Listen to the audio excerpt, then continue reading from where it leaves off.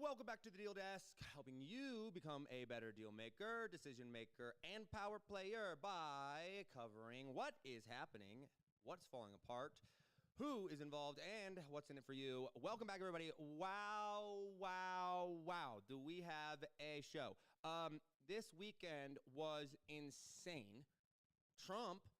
Why is Trump always at the center of everything? That's what I gotta know. He's honestly just a master at it. Trump goes and not only cuts off an American company from doing deals with the military, he labels them a label that is on par with the level of what China is to the United States. An American company. Now, we will get to that. It was Anthropic versus the Department of War. Then at freaking 1 o'clock in the morning on Friday night, I'm getting ready to go to bed. My brother texts me and goes, "We just bombed Iran." What in the world? Now we got Trump and the United States invading and bombing Iran. And no, not just a quick in and out. No. A full-scale operation. The ramifications of this are insane. Not even from a political front. I mean, yes, from a political front. But just from a deal-making, negotiation, psychological front, it's one of the most fascinating things. And it is we got to break this down because it's like Trump is making a bet right now that will literally define his legacy. Like, if this goes well, Trump is the GOAT, right? Greatest president, I mean, possibly most significant president of all time, question mark. I mean, like, that level of conversation. If it goes poorly, he sucks, and his whole legacy is tarnished, and we all hate him. Like, that level of deal deal is at play here. So we got lots to cover. We're going to break things down for you here. Okay, as we dive in, I want to start today's show with the Anthropic versus Department of War. This happened last weekend leading up to this, and because the timing of this is very interesting. We're going to get into the Iran invasion bombing here in a little bit, but there was something that happened before that not only sets up for this well, but has some pretty significant plays when it comes to business in the U.S. and like the significance of it from doing business in the U.S. Okay, so here's what happens. Basically, last week, Anthropic, which is the company, the AI company, the parent company that runs Claude, okay? They go and they're in negotiations with the Department of War, which, side note, Department of War? Like, it was the Department of Defense. Then Trump came in and was like, we're going to change it to Department of War, which sounds sick, okay? The only confusing part is I was like, I'm pretty sure we're anti-war. I mean, that's kind of one of the reasons we voted for Trump in the first place. So that was interesting. But it was a sick rebrand. Okay, so the Department of War, they're chatting, and I'm going to summarize the story. There's a lot that went on here, okay?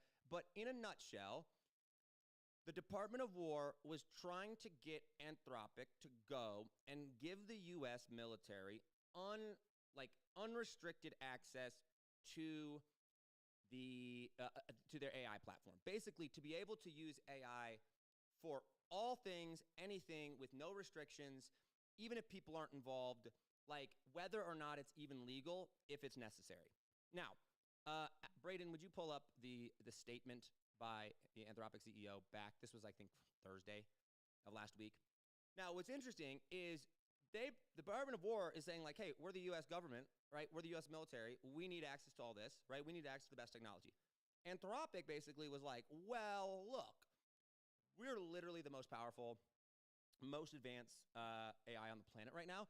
We're not really sure if we're comfortable. In fact, we're not comfortable with giving you unrestricted access to absolutely everything, right? There's some boundaries that we think, because we don't want AI being able to, like, set off nukes and stuff. Now, I will say this. Trump is like, sometimes I'm just like, dude, you're so spot on. I love the fact that you just don't care. Politically incorrect. Sometimes his framing is just like incorrect. And he wanted to frame this as a problem, but we'll get to that in a second, okay? So Anthropic basically comes out and says, hey, goes to the Department of Defense and is like, hey, look, actually, we're not comfortable with this. And so then the Department of War comes out and is basically like, look, Anthropic, we're going to take away your business. We're going to prevent you. We're going to cancel all your contracts and like access to the U.S. government worth about, I think, if I saw this correctly, it was like $200 million. Yeah, so you've got Anthropic, which is the company behind Claude, and their CEO is Dario. Then you've got Pete Hegseth. You've got Trump. Those are like kind of the three main ones here. Sam Altman and OpenAI come in towards the end, so we'll get to them. But basically, they've been negotiating a classified AI contract, okay? The Pentagon pushes back, insisting any lawful use of Anthropic's models, warning that it may cut Anthropic out of the defense supply chain. So in mid-February, reports surfaced that Hegseth is considering designating Anthropic as a supply chain risk to national security, a label usually reserved for the adversarial-linked firms. Okay? Hegseth threatens to invoke the Defense Production Act to compel Anthropic's cooperation and warns of canceling a roughly $200 million contract if they don't allow broader use. Now, here's the thing.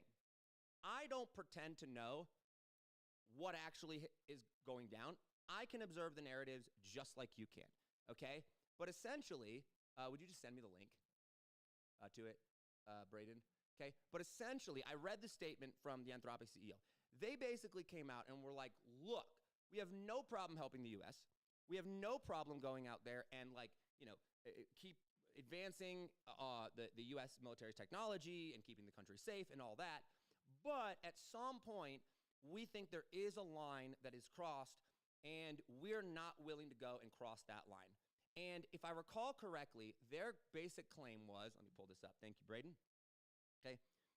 Their claim was, oh, no, there's a one literally on their website. Oh, here it is, right here. Okay, it's not too long. I'm going to just read this, okay, because this is important. Like, this is actually pretty significant because let me frame up why it's significant before I read this here, okay? The reason that this is significant is because what we didn't realize at the time was that the Department of War was negotiating and trying to get access to this, not for some hypothetical scenario, but literally for a scenario that was about to go down like 24 hours or 48 hours later, right? They were literally about to go and invade Iran and literally bomb the crap out of them, right? And they're trying to get access to this stuff. Now, anyway. So here, the Anthropic, this was their statement from the CEO of Anthropic about why they were not willing to go and do this. Okay, this is from the CEO. I deeply believe that the existential importance of using AI to defend the United States and other democracies and to defeat our autocratic adversaries. Anthropic has therefore worked proactively to deploy our models to the Department of War and the intelligence community. We were the first frontier AI company to deploy our models in the U.S. government's classified networks, the first to deploy them at the national laboratories, and the first to provide custom models for national security customers. Claude, the framing here is very good. Okay, Claude is extensively deployed across the Department of War and other national security agencies for mission-critical applications, such as intelligence analysis, modeling and simulation, operational planning, cyber operations, and more. Anthropic has also acted to defend America's lead in AI, even when it was against the company's short-term interest.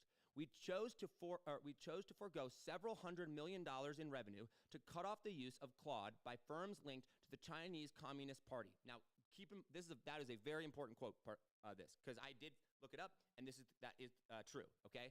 So we chose to forego hundreds of millions of dollars in revenue by cutting off access to the people that were linked to the Chinese Party, okay? Shut down CCP-sponsored cyber attacks that attempted to abuse Claude, and have advocated for strong export controls on chips to ensure a democratic advantage. Anthropic understands that the Department of War, not private companies, makes military decisions. We have never raised objections to particular military operations, nor attempted to limit use of our technology in an ad hoc manner. However, so they're basically like, we're on your side, right? Like, we're pro-US, we're pro-military, all is well, right? Like, we're on your side here, military, okay? However, in a narrow set of cases, we believe AI can undermine rather than defend democratic values. Some uses are simply outside of the bounds of what today's technology can safely and reliably do. Two such use cases have never been included in our contracts with the Department of War, and we believe they should not be included now. Number one, mass domestic surveillance. I'm going to just say the two rather than read the whole breakdown of those. So number one is mass domestic surveillance. Number two is fully autonomous weapons, okay? Partially autonomous weapons like those used in Ukraine are vital to the defense of the democracy, and even fully autonomous weapons, those that take humans out of the loop entirely and automate selecting and engaging targets, may prove critical for our national defense. But today, frontier AI systems are simply not reliable enough to power fully autonomous weapons, okay? Basically, they're like, hey, look, we shouldn't be using AI to like mass monitor people, okay? Because it presents a lot of like threats to civil liberties, okay? And number two, we have these guns and these equipment that are fully autonomous or partially autonomous.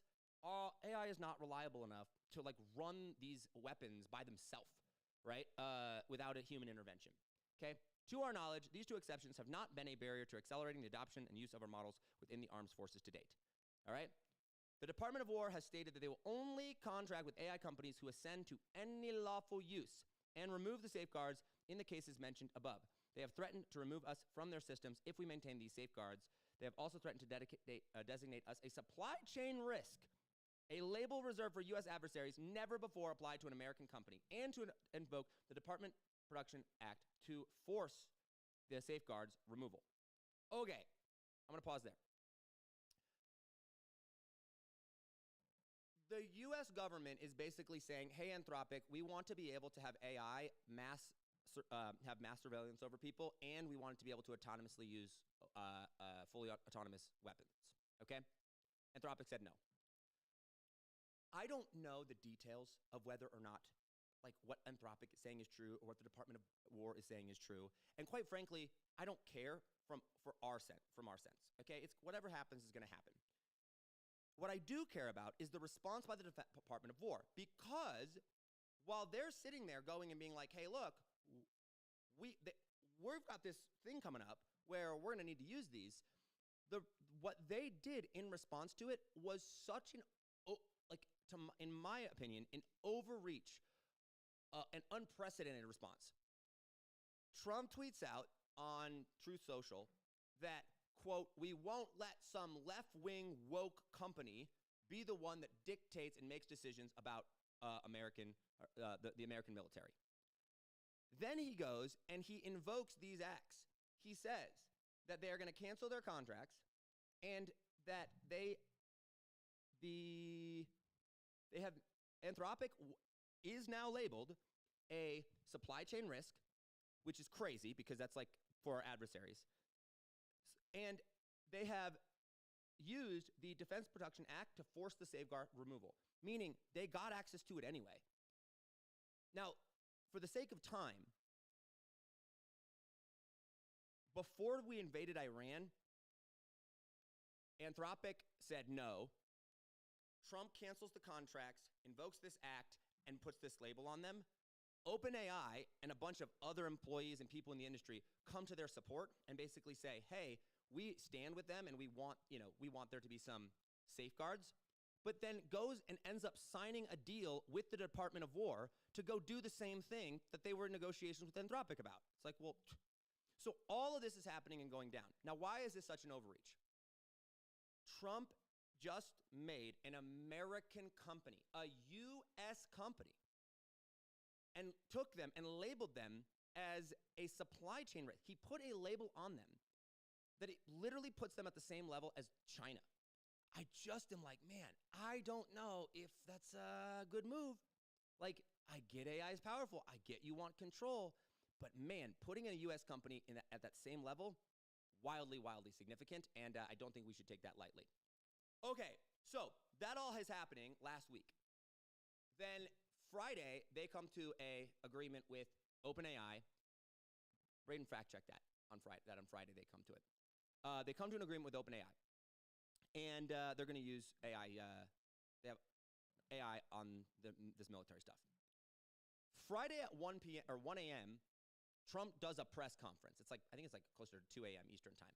Trump does a press conference saying that we've invaded and are bombing Iran and that this is going to be an ongoing operation.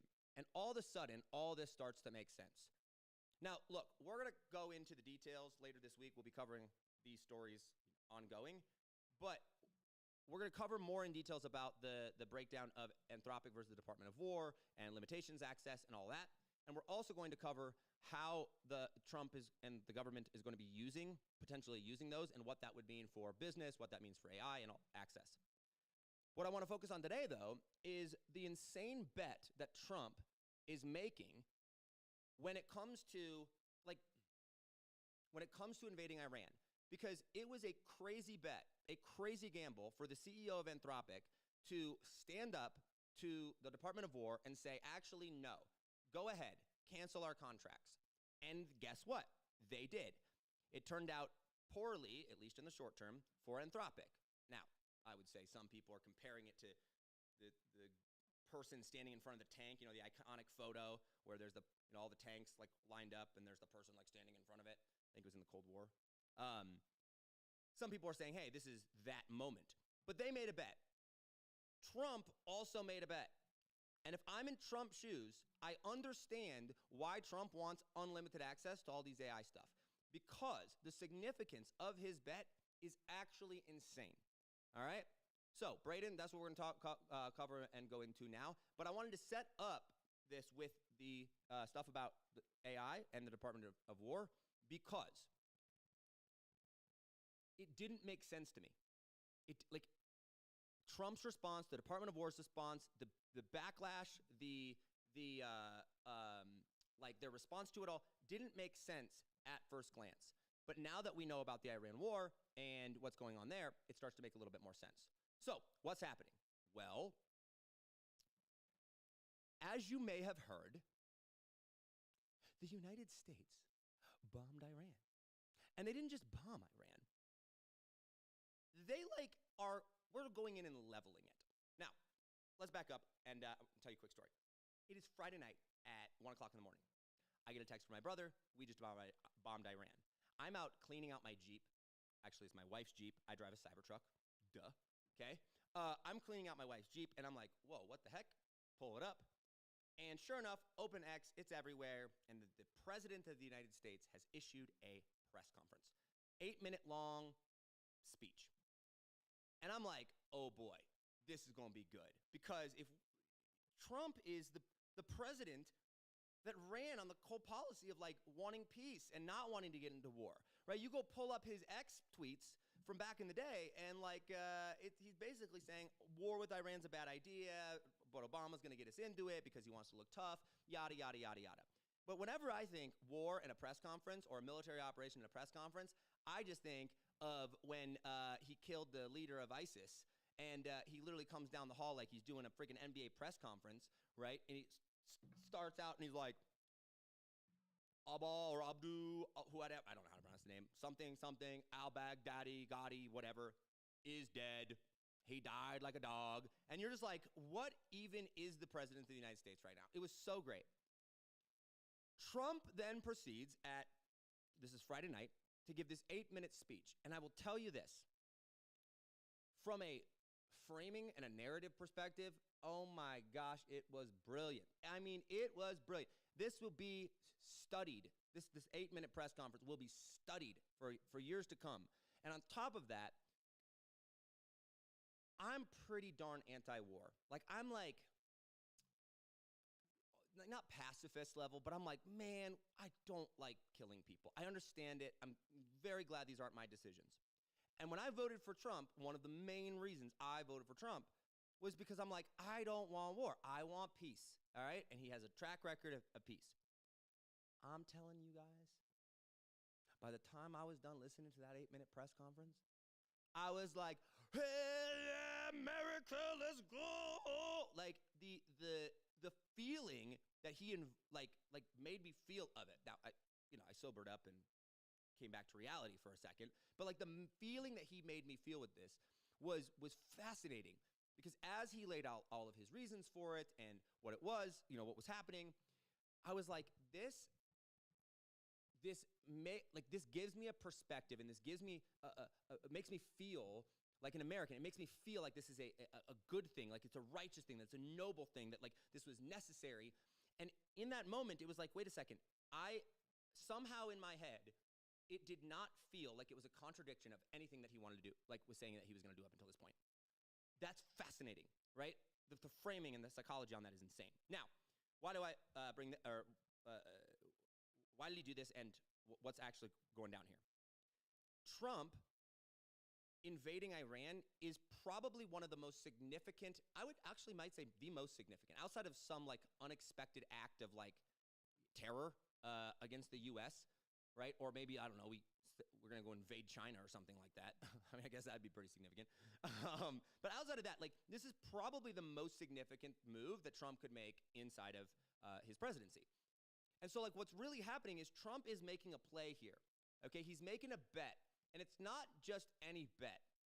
It is a bet for his legacy, okay? Trump is placing a leveraged, all-in regime change bet on Iran, trading short-term stability and lives and global risk for the chance to end Iran's nuclear and weapons programs forever, ending them as a proxy threat, and reshape the Middle East, reshape the order of the Middle East, who's in power in the Middle East, and cement himself as arguably the greatest president of, well, certainly of our generation when it comes to geopolitical, geopolitics, really. I mean, reshaping of world order and power. If this pays off, okay, Trump goes down as the guy that ended a 47-year war, I think, a 47-year problem, okay? The Iranian regime, right, has been a threat to America. I mean, these are the people calling death to America, death to America. Like, for 47 years, they have been the center of essentially terrorism against the United States. But like the risk to wipe them out has been so great that no one's been willing to do it, okay? And so Trump is basically saying, hey, look, I'm going to go in and I'm going to take this risk. I'm going to cement myself as the guy that ends this 47-year problem, right? That puts America first, going through it with his America First agenda, as the guy who brought peace to the Middle East once and for all, right? That put all these favorable terms in place for the United States and his interests. I'm the guy that went and did it. That's a legacy play. Obama didn't do it. Clinton didn't do it. Biden's puppets didn't do it, okay? Like, no one did it. Trump in his first term didn't do it. Now, I have reasons, my own thoughts on why that is, but he didn't do it. But Trump's saying I'm the guy. So if it works, amazing. Boy, oh boy, if it does not. Trump goes down as the guy that said, peace, peace, peace. I don't want wars. I don't want wars. Protect our troops, all of that, only to be the guy that gets us back into a multi-year-long war debacle where we're spending money overseas, we have troops overseas, and like there's some pretty significant risks here because like not only like from a like global perspective, you risk a massive war, right? But also you've got the fact that if he doesn't destroy all of it, Iran can really upset global supply chains. Iran can upset, our shipping routes. Like, they can really do some damage to us and to Trump and to the United States. And also, this is a midterm year. Like, this is so, like, I get it if it's like right away out of the gate, but we have midterms coming up. So again, if this backfires, he loses the House, he loses the Senate, right? His legacy is destroyed and tarnished, and he doesn't have much control moving forward of it. So let's take a history lesson here to understand like how we got here, just briefly. Because if we're a deal maker, right? If you're a decision maker, if you're an entrepreneur, if you're someone out there that's like going and trying to understand how deals are done, you're trying to understand, like I was, how to think about things and how to make decisions, and like from a strategic level, what's really going on. Remember, Trump is a deal maker. Okay, so this will really, really help you. But in order to do that, we have to understand how we got here and what is at play what are the pieces at play. Okay, so Trump is in power, comes to power in 2016. Okay, and he has this, let's put America first, America first, America first. Now, I was much younger during his first election, or his first presidency, but the narrative that he claims, and it seems to be factually based, is that Trump really did rebuild our military, all right? He gave a lot of funding to the military, right? And he really kind of cemented his name with this association of America first, America first, America first. Screw everybody else. We're going to put America first. We're done being ripped off, right? And if you have 4 years of something, you got a 4-year presidency, then the assumption is, if things go well, you run for another 4 years. So in the first 4 years, do you have to get things done? Like, do you actually have to go and, like, make legacy moves? Not really, right? It's much more narrative driven, and you can kind of set yourself up for success, if you will, right? You can go and, you think about stuff like in a war, you don't want to go attack someone or go do something if you're not sure you're going to win. And so if your supplies are low, if your resources are low, right, it takes energy to go do this stuff, right? Like, just study the laws of physics for a second, and it's like, okay, if we have a weak military, if we don't have the position of strength, right, if we don't have the perception of strength, and then if we don't actually have the ammo and we don't have the resources to back it up, it would be very bad to go do something. So what do you do instead?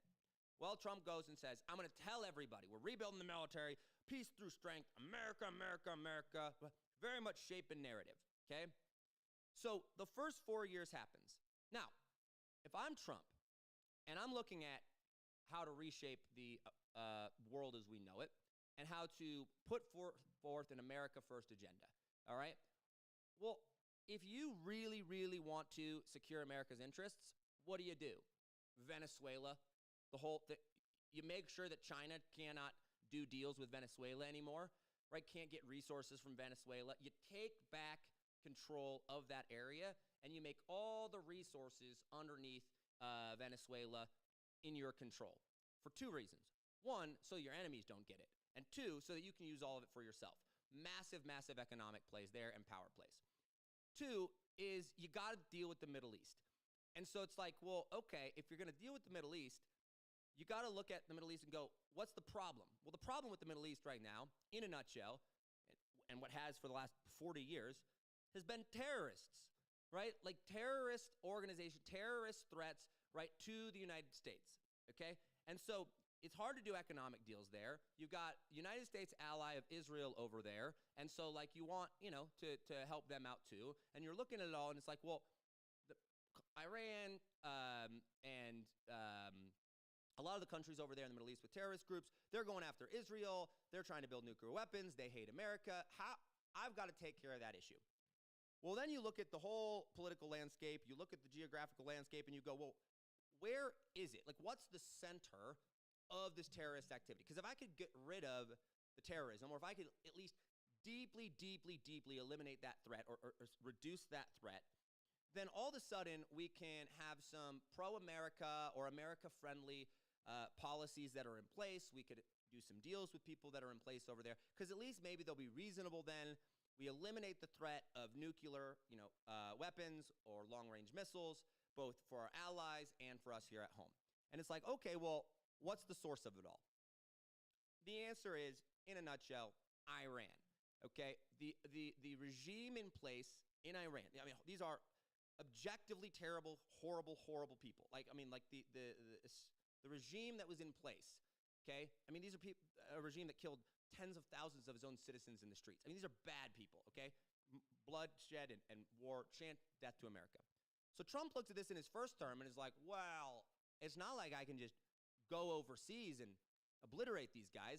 I don't have the strength yet, right?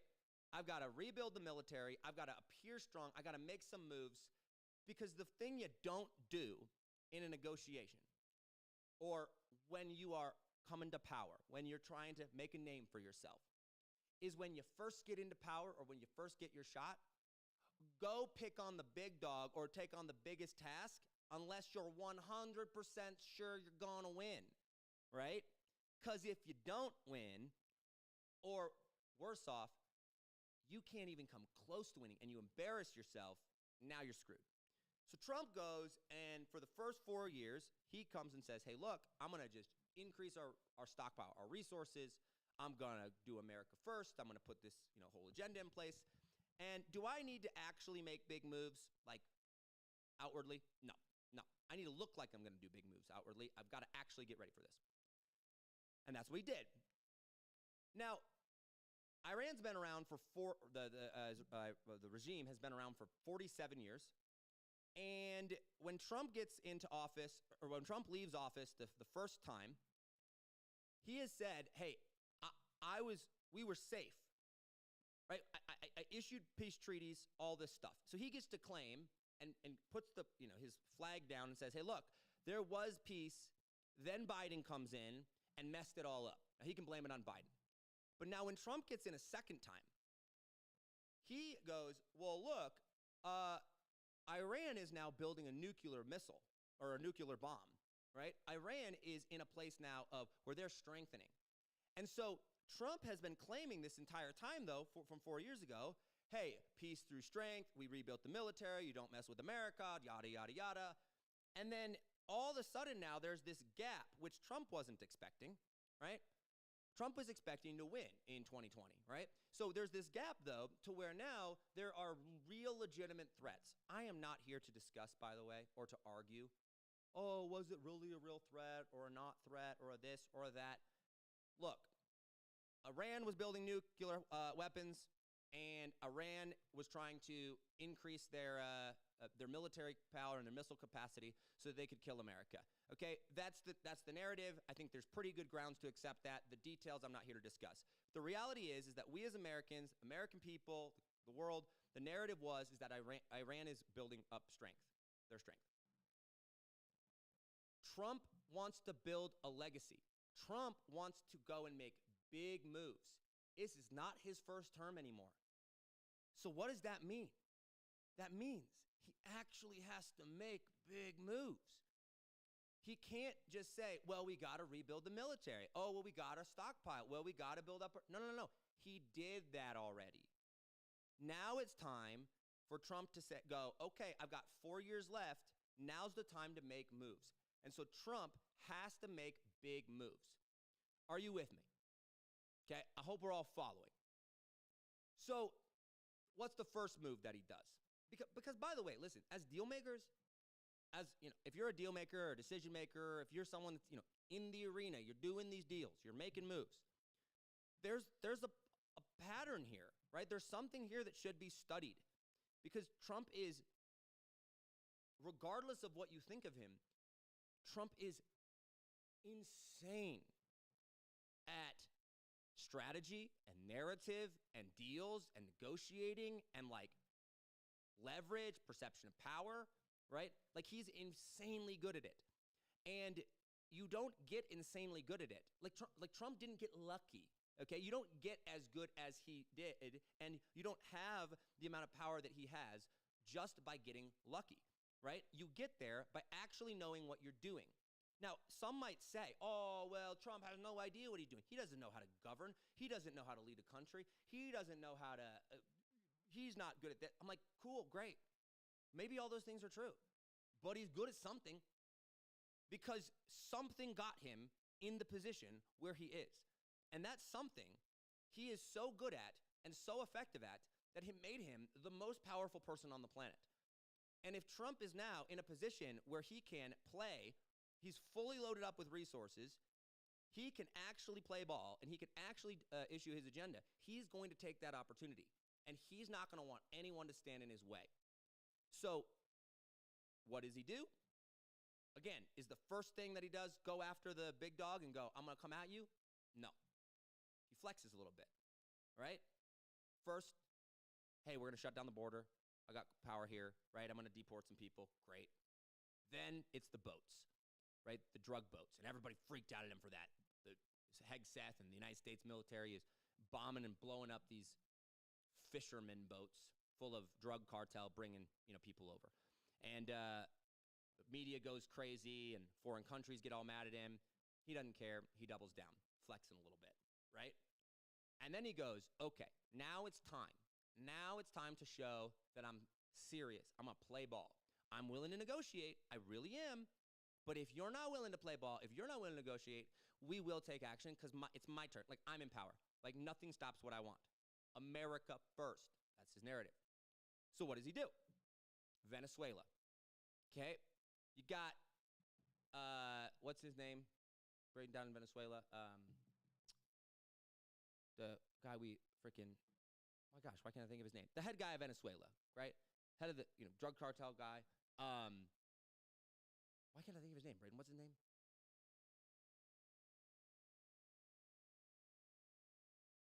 Maduro. Thank you. Yeah, Maduro. Hey, Maduro, look, let's do a deal. Let's do a deal. No. And then what does Nicolas Maduro do? He threatens Trump. Like, he acts all big and tough. Like, he somehow, oh, yeah, we're going to. So what does Trump do? Literally, middle of the night operation. We're in. We kidnap him. We take over his country. We reestablish United States dominance down there. Boom, we bring him back. And Trump just signals to the world, don't mess with me. Don't mess with America. America is back. Okay? You either negotiate or I'm going to go and make moves. You saw this a little bit with Greenland and, that type of stuff too. Now, that's all fine and dandy great. But again, that's here kind of locally. That's not Middle East. Middle East is that's like real geopolitics. So Trump comes in, so now we're caught up to modern day. And Trump goes and says, hey, look, Iran. Well, technically, the first thing was he bombs the Iranian nuclear facilities, right? That was the first flex after the boats. So then he bombs the nuclear facilities and says, hey, very, very targeted strikes. And says, hey, look, we have some insane technology. We don't want a war, but you can't have a nuclear warhead. You can't have a nuclear bomb. Anything nuclear, off limits, bam, precision strike. That was in and out quick. But then it was Venezuela. We actually kidnapped some people. We overtook a country. Trump is just casually their leader right now. It's kind of hilarious, honestly. Now it comes to Iran. Now, what did Trump do? After he bombs them and sends in, takes out their nuclear facilities, he says, look, don't retaliate. Don't retaliate. Don't build weapons. Under no circumstance, this is all laid out in his 8-minute press conference, right? Under no circumstance can you have a nuclear weapon. Under no circumstance can you have long-range, ballistic missiles or supersonic missiles, right? Under no circumstance. Like, don't do it. And he tries to make a deal with Iran. And they were on the table and then off the table. And then they wanted it and then they didn't. And they're going back and forth and going back and forth. When will people learn? It's really not a good idea to openly mock or call out or play tough guy with the President of the United States when the President of the United States is Donald Trump. Okay? Trump has an ego. Like, this isn't Biden. He's not asleep at the wheel. Okay? Like, this is Trump.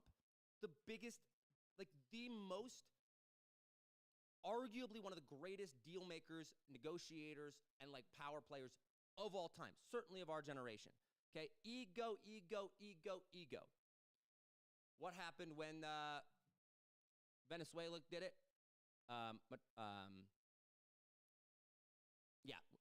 They immediately the next day they went and kidnapped him, or 2 days later. What happened when Iran did it? Well, guess what? The head of Iran goes, the supreme leader of the regime calls out and basically says, oh, Trump keeps saying America first and, oh, we're so powerful and all these things. We have weapons that can sink an American ship, right? We have weapons that we can sustain a war and a battle for a very long period of time.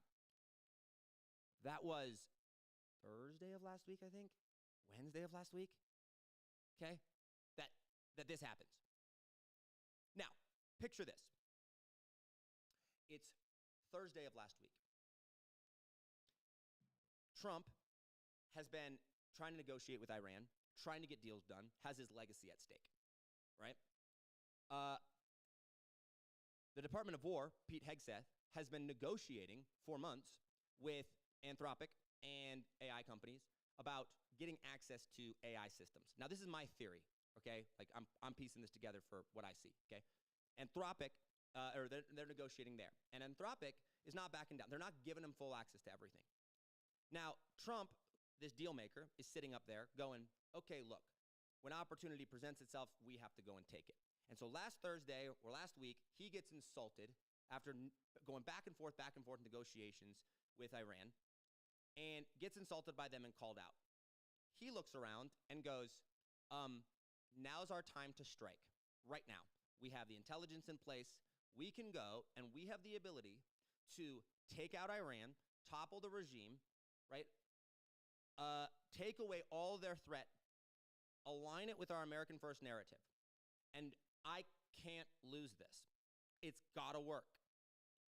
And at the same time, Anthropic and Hegseth are negotiating. That blows up and becomes public. And public to the point where Anthropic is like, no, we are not going to go, and we're not going to give the United States access to AI tools and, full unrestricted access to this autonomous, weapons. Trump is like, bro, now's not the time to say no, right? Now is not because Trump has to remain in power. Trump needs everything at his disposal. He needs complete control. Again, I'm not arguing for this or against this. I'm just telling you what's happening and what I'm seeing, okay? Trump is sitting there going, I want complete control, and I'm not going to go and potentially delay or put at risk an operation that will define my legacy, whether it goes right or wrong, because some CEO of some company that I could easily label as a woke leftist is not going to give me what I want or what I need to be able to go and do this. Now, or to be able to go and use AI in the military. Listen, the CEO of Anthropic, I have no idea whether or not he knew that we were going to invade Iran. Highly doubt it. We didn't know. The public narrative didn't know, right? Hegseth did. Trump did. So their response from our perspective and my perspective personally is I'm like, yikes, that's a strong response. Like to dedicate a company, a U.S. company, one that's like been anti-China, been pro-America, to dedicate them a label that is at the same level as China, that's a pretty crazy response. But if you're looking at it from Trump's perspective, Trump is like, my legacy is on the line. I need access to it, and I need access to it now.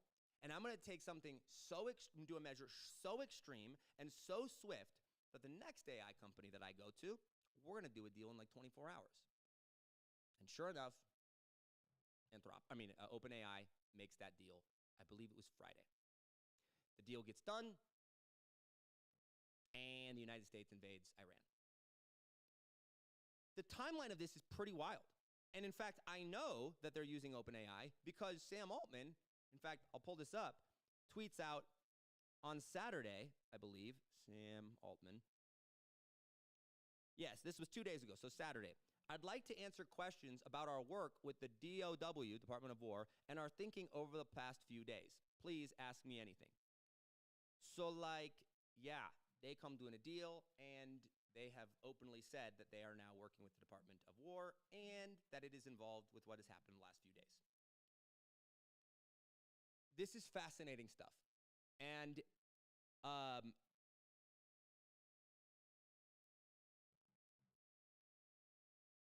when you're making a deal, you have to know your risks. you have to know all the different pieces at play. And when one of those pieces you lose control over, rapid retaliation to gain control of that back makes sense. And so out of all the ways to go and look at the war and this invasion of Iran, which, you know what? I have my own thoughts, and I hope that it ends quickly. I hope this does not blow up into a debacle. But regardless of my own personal preferences, I believe that one of the most helpful ways, or like this is one of the best learning lessons, if we look at it through the lens of what's really going on and what's really at stake for the people that are involved, for the key decision makers, for the power players, for the people that are in charge and making this happen. We killed 40 of the Iran's top leaders, including the head of the regime, in the initial strikes. Within a day or two, they had put in a new person in place to run the Iranian regime. We then killed him.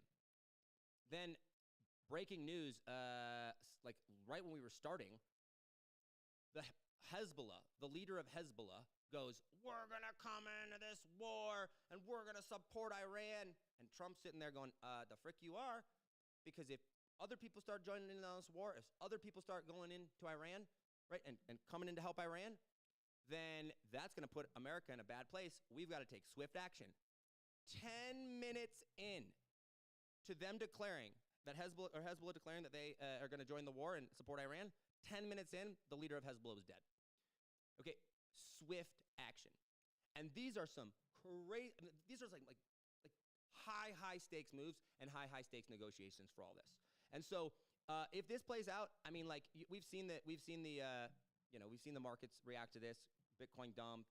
I'm not even sure what the stock market did because I'm not really into stocks. I don't follow the markets too closely.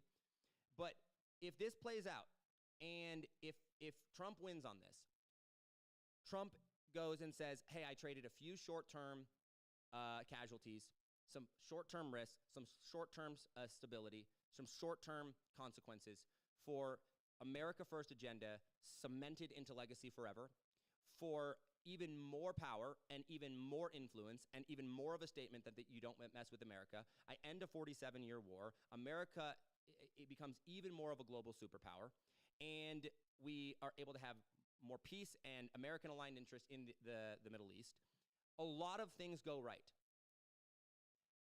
If he loses, his legacy is tarnished forever. Lots of Americans die.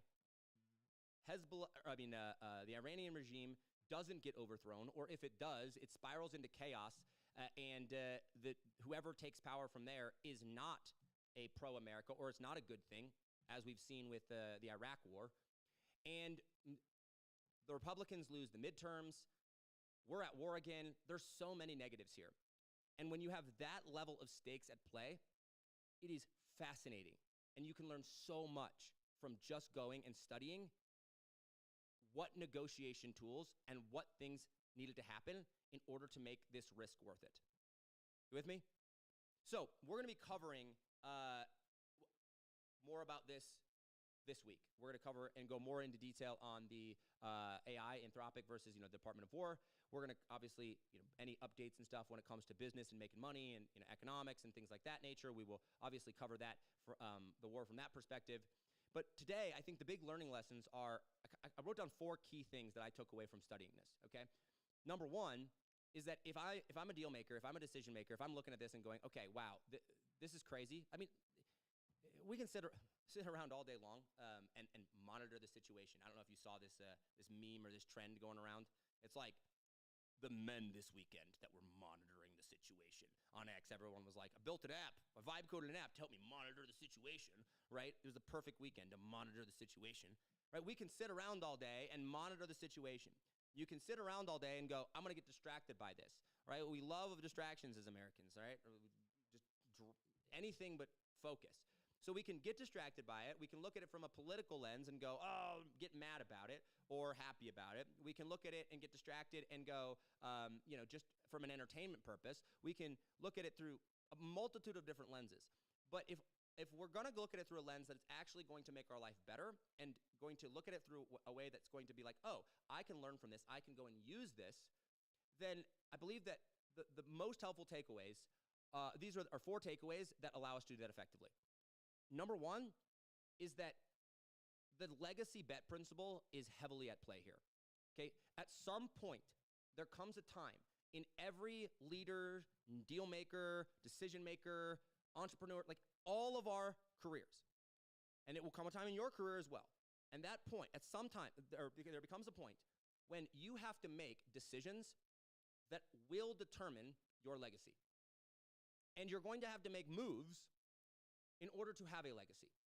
And the big mistake that I see a lot of people make, and I've been guilty of this at times as well, is you go, hey, if I just go and I just do everything right and I just, like crank my way up towards the top and just, little by little, it's like, and never are willing to go and make a gutsy call, never willing to go and make the decision that is not always popular, that has some risk to it, that could go wrong, then you're not going to have a very good legacy or any legacy at all. You're not going to have, those moves that people remember, that put you ahead, that really define you as an entrepreneur or as a business owner, as a deal maker, as a power player.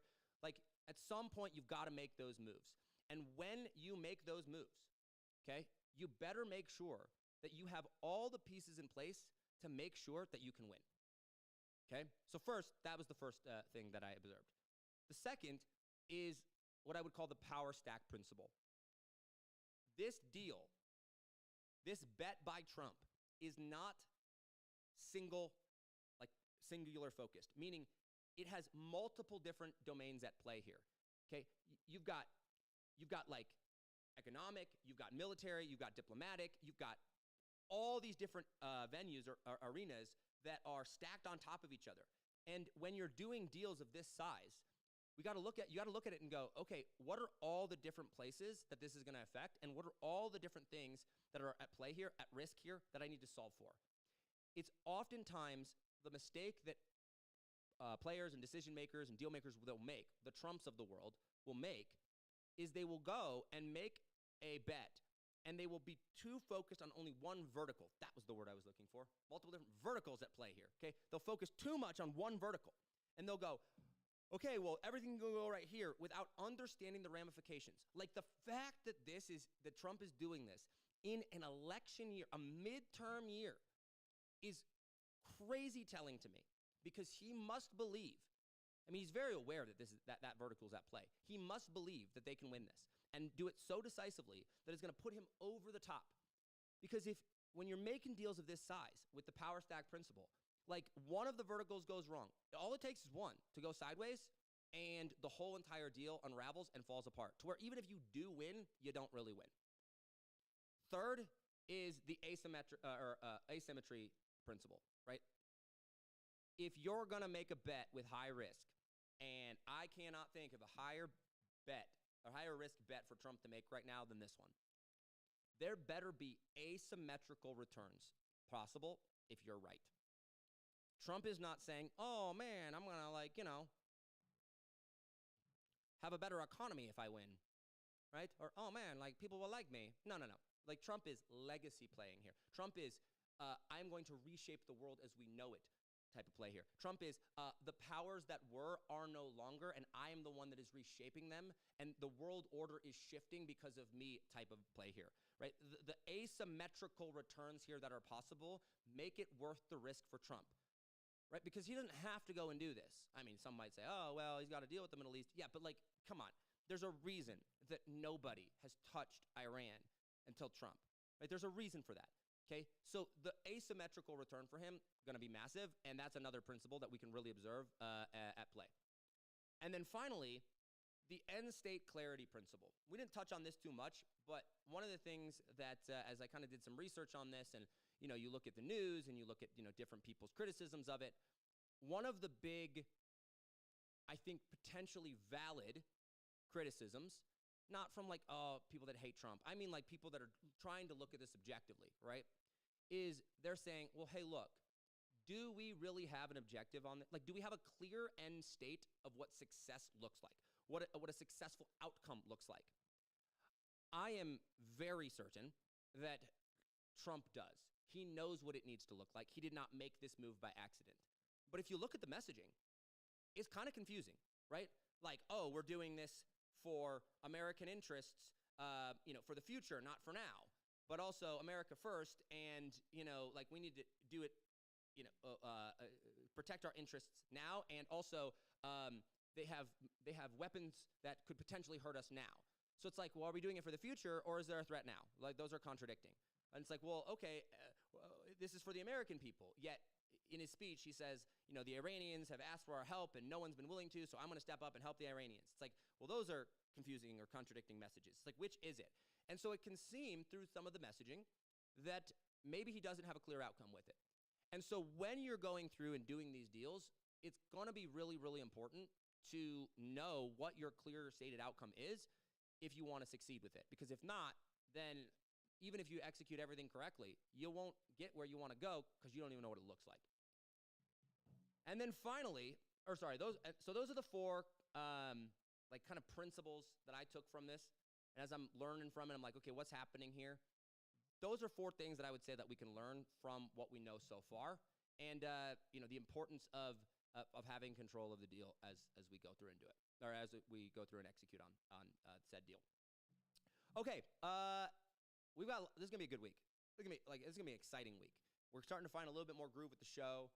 We're tightening things up, and appreciate all the feedback. I actually got some messages last week. We got a message from someone on X, so shout out to you for your feedback on the Bitcoin episode. That was really, really helpful, and I appreciate it, and I'm glad you enjoyed it. Brian, shout out to Brian there. And we also got some comments on YouTube and on X with some feedback from the stuff. So I read all those, and I appreciate that. As we kind of wrap this up and get ready for wrap this up and get ready for tomorrow, I like to end this with really how what we learned today can make us a better deal maker, a better decision maker, and a better power player. Because while entertainment is great, and while being up to date in the news is great, specifically speaking, how can this make our lives better? Is for most people, most people don't have a way that the news can make their life better. And if you can have a way that the news makes your life better, that studying this stuff, it doesn't just feel good, but actually makes your life better, then that's a good thing. And now it becomes worth listening to and keeping up on. And I think if you're a deal maker right now, right? And you're about to make a legacy play, like a big time decision, right? A big time play in your career, have you really mapped out the downside of what could go wrong in all the areas that it could go wrong in? Like, have you mapped out oh my gosh, I need AI in order to execute on this, and the CEO of an AI company that I need access to is going to publicly reject my ability to have access to what I need to go win? Have you thought through that level of stuff?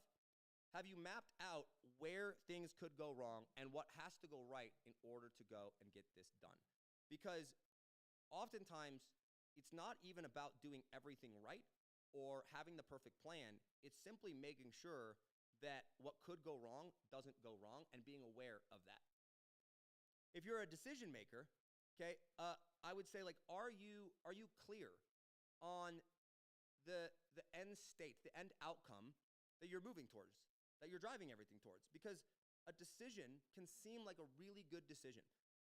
But if you don't know what you're moving towards, then it may or may not be a good decision. It might not be, even if it looks good. Like, for example, I don't like buying houses. I'm a renter. I love renting. I don't know why anyone would buy a house. At least for me, it doesn't make any sense, okay?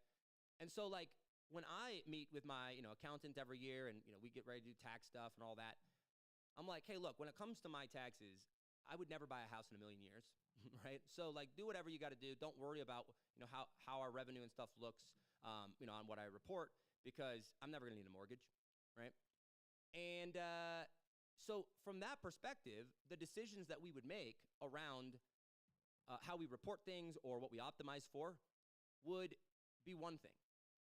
But if all of a sudden I wanted to go and buy a house, right, and my objective was actually to end up with being able to buy a house, and that was going to require a mortgage, but I was looking at my financial decisions through the lens of I don't need a mortgage or I would never buy a house, then the decisions about finances and investing and what we're going to report or how we're going to report things and structure things and all that, they can look super logical, right?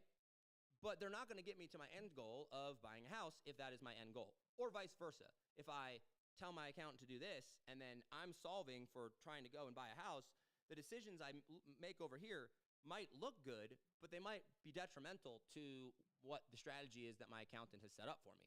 And so it's like you have to know what is it that you're moving towards, or else you're not going to have success at all, and you run the risk of essentially cannibalizing your own success by just by doing things that you wouldn't have done if you were clear. And then finally, from the power player perspective, in general in life, I think we all have our Iran, right? Like we all have that centralized point of conflict, right? The thing that like maybe we need to address, right? It's the cause of a lot of chaos in our life or in our business. It's the cause of issues, and if we were to go and address it, attack it, right? Uproot it, reshape it. If we were going to go and attack that, it would change the nature of our entire life and our business. And if you want to make big moves, you got to identify what that thing is and go, okay, like what is my Iran? What is, or Iran, I think it's how it's pronounced. I'm going to get like lectured on that, Braden. Side note, I saw this comedian. he's pretty edgy, let's say. And he's like, yeah, I was talking to this girl, and I was like, man, did you see that we invaded Iran? And she's like, it's Iran. And he's like, I mean, I think they got bigger problems than that right now. And I'm like, yeah, pretty much. Anyway, like, what is your version of that? And what would it take to go and win? Right? If you were to go attack that thing, if you were to go disrupt that thing, if you were to pull a Trump-level legacy move, what is the upside for you? And how would you go about doing that? What would be necessary? Because if you don't have to agree with what Trump did, you don't have to agree with what's playing out. I certainly don't agree with everything. But what you can take from it is go, okay, power players, legacy makers, people that are making moves that will define the future of the world, and in our case, it would be our life. If we're going to model that in our own life, what did they do? How can I model that? And that starts with what is your version of this for you? All right, that's all I got for today.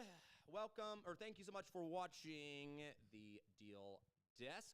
Tomorrow, we'll dive deep. Unless Trump invades another country or something, or does something crazy overnight, which, I mean, at this point, who knows, okay? The plan is that tomorrow we will cover and go into a little bit more of the structural breakdown of what actually happened with Anthropic and the AI companies and the Department of the Department of War, and what that means.